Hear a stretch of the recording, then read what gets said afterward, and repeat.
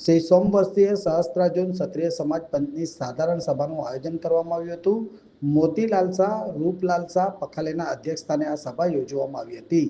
આ સભામાં સમાજના આગેવાન સહિતના સભ્યો હાજર રહ્યા હતા અને અલગ અલગ કાર્ય અંગે માર્ગદર્શન આપવામાં આવ્યું હતું. સાથે સાથે નવીનભાઈ રતિલાલ શાહ ટીકરેને સમાજના અધ્યક્ષ તરીકે ફરીથી નિયુક્ત કરવામાં આવ્યા હતા.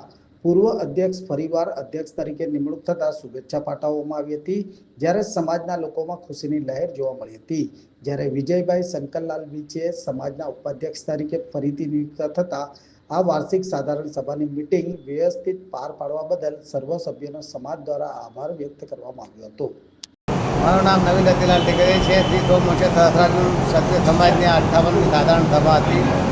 સમાજના ઘણા લોકો ઉપસ્થિત રહ્યા અને હું ગત વર્ષે અધ્યક્ષની ભૂમિકામાં હતો અને આજે આ વખતે બી મને બધાના સર્વસંમતિથી આ વર્ષ માટે બી મને અધ્યક્ષ બનાવવામાં આવ્યો હતો, પ્રમુખ બનાવવામાં આવ્યો હતો અને હું આગળ મારી જવાબદારી જેમ ગયા વખતની જેમ જ નિસ્વાર્થપણે સેવા કરી તે વખતે આવતા વર્ષે બી હું નિસ્વાર્થપણે સેવા કરી એવી અપેક્ષા સાથે સમાજનો ખૂબ ખૂબ આભાર માનું.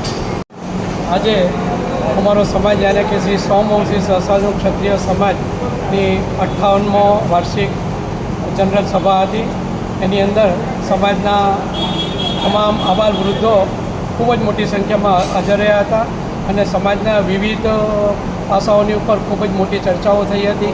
સમાજના જમા ખર્ચને પણ સમાજે મંજૂરી આપી અને સમાજમાં આગલી સમયની અંદર નવા કામો કરવા માટે પણ એમણે પ્રેરણાઓ આપી અને આ વર્ષે સર્વસંમતિથી અને નિર્વિવાદે મને ઉપપ્રમુખ તરીકે સમાજે ચૂંટ્યો તે બદલ હું સમાજનો ખૂબ ખૂબ આભારી છું.